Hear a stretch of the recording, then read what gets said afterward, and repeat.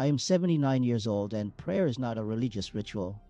It is the most misunderstood force in the entire human experience. Most people think prayer is asking. You bow your head, you state your need, you wait. And when nothing changes, you assume either God wasn't listening or you didn't pray hard enough. That is the surface understanding. And it keeps millions of people from ever discovering what prayer actually is at its core. Because prayer was never designed to be a request line. It was never meant to be a spiritual vending machine where you insert your faith and wait for the outcome you ordered. That is a child's version of prayer, and most adults never graduate past it. The first thing you have to understand is that prayer is a conversation that changes the one praying, not a petition that changes God. This is where people get lost. They measure the success of prayer by whether circumstances shifted, and when they don't, they walk away believing prayer failed. But that is like measuring a conversation with someone you love by whether you got what you wanted from them. You are missing the entire point of the encounter. Prayer is communion. It is the act of aligning your inner world with something infinitely larger than your problems, your fears, and your timelines. And here's what most people miss. The darkest nights are not interruptions to a life of prayer.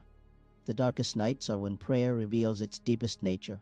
When you're in the valley, when the diagnosis comes back wrong, when the marriage fractures, when the grief sits on your chest so heavy you cannot breathe, that is not the moment prayer fails.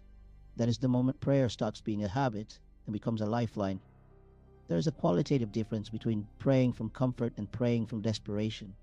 Not because God hears one more than the other, but because you show up differently. Desperation strips away performance. You stop using religious language. You stop saying what you think you're supposed to say. And for the first time, you are actually honest. Radical honesty is the doorway into real prayer. But it goes even deeper than that. The reason consistent prayer across decades, across suffering, across waiting, across answered and seemingly unanswered seasons, rewrites a life is because it fundamentally rewires how you interpret everything that happens to you. This is not metaphor. This is the most practical thing I can tell you.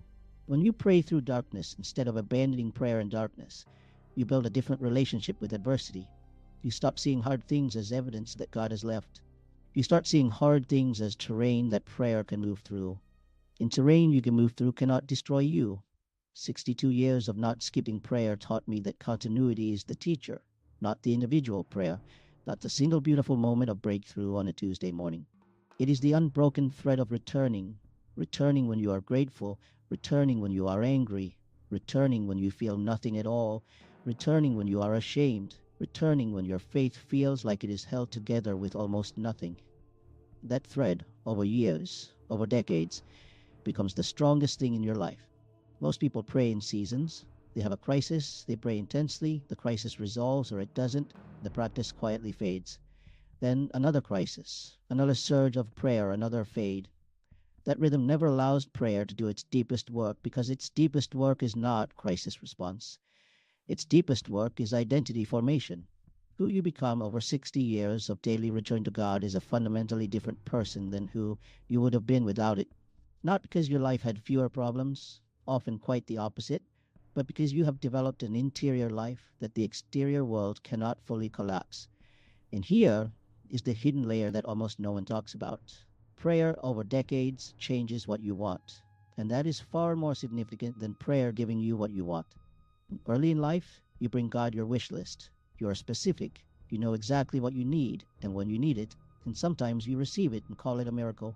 But the deeper miracle, the one that takes years to see, is when your desires slowly, almost imperceptibly, transform. Things you once craved with your whole being lose their grip. Fears that once controlled entire chapters of your life lose their authority. Not because you suppressed them, not because you talked yourself out of them, but because sustained proximity to something holy changes the internal architecture of what you are drawn to. You become a different person at the level of desire. And a person whose desires have been purified does not need life to look exactly the way they planned in order to experience peace. This is what most people want the outcome without understanding. Peace that is not dependent on circumstances. They want it. They talk about it. They do not understand that it is not a gift dropped from the sky one morning. It is the residue of 10,000 returns to prayer when there was no immediate reason to feel peaceful. The real power is in the accumulation of what cannot be seen. Every prayer you pray, including the ones where you feel nothing, including the ones where the words feel hollow, including the ones where you barely get through 3 sentences before your mind wanders, every one of those prayers is depositing something into your interior life. You cannot see the deposit, you cannot track it, you will not be aware of it until one day, in the middle of something that should have broken you, you notice that you are still standing. You notice that something in you did not collapse the way it would have years ago. And you cannot fully explain it except to say that all those quiet mornings added up to something that crisis could not undo. That is the compound interest of persistent prayer. And like all compound interest, the early years feel insignificant. It is only when you look back across decades that you can see what the accumulation built. Now go deeper still. There is a reason the Psalms, the oldest continuous prayer literature in human history, are filled with lament, with anger, with questions that have no clean answer. Why have you forsaken me? How long, O Lord? Will you forget me forever? These are not weak prayers. These are not faithless prayers. These are the prayers of people who refused to perform peace they did not feel, and who brought the full, unfiltered weight of their human experience directly to God without dressing it up. And those prayers are preserved because they are the ones that ring true across centuries, because every generation contains people in the darkness asking the same questions. And those ancient words say, "You are not the first, you are not alone, and you do not have to pretend." That permission, the permission to be devastatingly honest in prayer, is one of the most liberating truths available to any human being. You do not have to manage your presentation before God. You do not have to arrive composed. The grief you cannot speak to anyone else. The rage that would frighten the people who love you. The doubt that makes you feel disqualified from faith itself. Those are not things to hide from prayer. Those are exactly the things prayer was designed to hold. And what happens when you bring your real self, not your Sunday self, not your performing for others self, but your actual self, into consistent prayer across years? You gradually start fragmenting. You start maintaining the gap between who you actually are and who you are pretending to be. And that integration, that slow movement toward wholeness, is one of the deepest healings prayer produces. Not the healing of the body, though that sometimes comes, the healing of the self. The becoming of a person who is the same in the dark as they are in the light. Let me give you the practical application of everything I'm telling you. If you want prayer to rewrite your story, you must first abandon the metric of answered prayers as the measure of success. As long as you are measuring prayer by outcome, did I get what I asked for, you will always be one unanswered prayer away from abandoning the practice entirely. Change the metric. Measure by who you're becoming. Measure by your relationship with fear. Measure by how you respond to loss. Measure by whether over time you are becoming more or less controlled by what happens to you. That is the real scorecard of a life of prayer. Second, you must pray through the dry seasons with the same commitment you bring to the mountaintop ones. The dry seasons are not a sign that something is broken.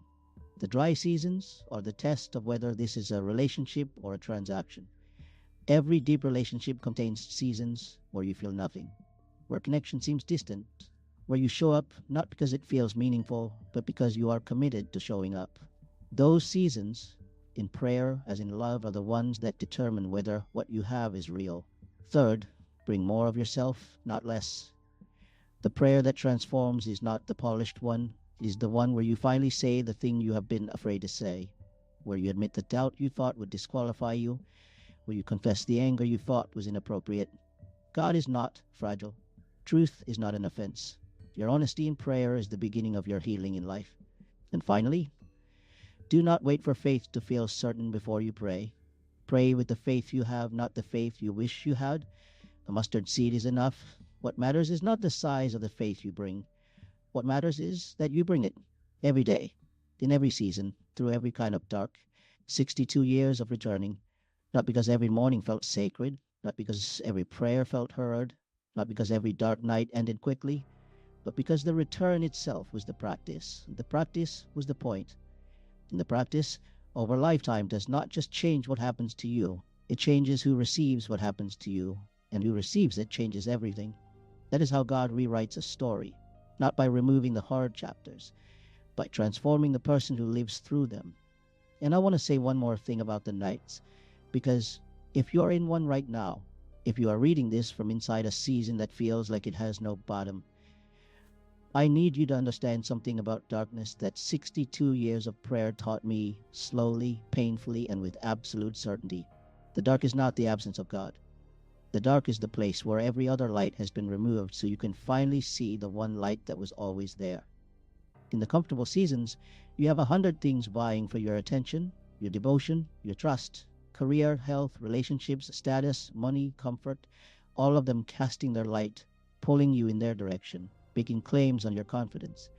And then one of them fails, or several fail at once.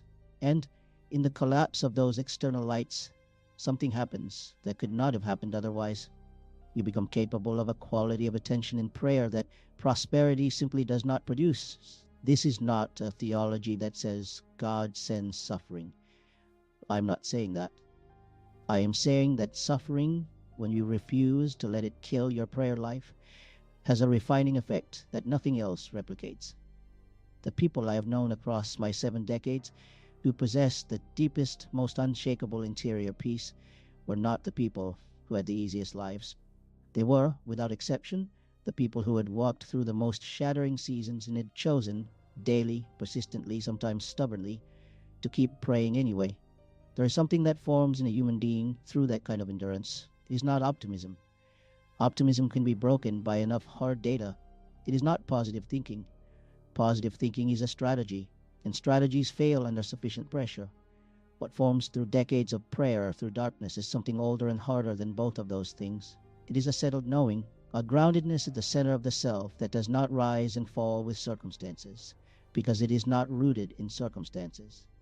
It is rooted in an encounter with something real that happened in prayer again and again across years until it became the foundation of everything else.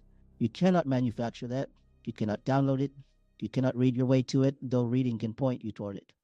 It is only built the way all deep things are built, slowly, consistently, invisibly, over time, through practice that continues even when the results cannot be seen. And here is what I want to leave you with. The most practical and the most important truth of everything I have said. You will have dark nights. That is not a possibility, that is a certainty. The question is not whether the darkness comes. The question is who you will be when it arrives. Will you be someone who has a practice, a deep, tested, unbroken practice of returning to prayer that can hold you when everything else lets go? Or will you be someone who reaches for something in the crisis that you never built in the quiet? 62 years of never skipping prayer, even in my darkest nights, did not protect me from the dark. They built me into someone the dark could not permanently claim. And that is the only promise prayer has ever made.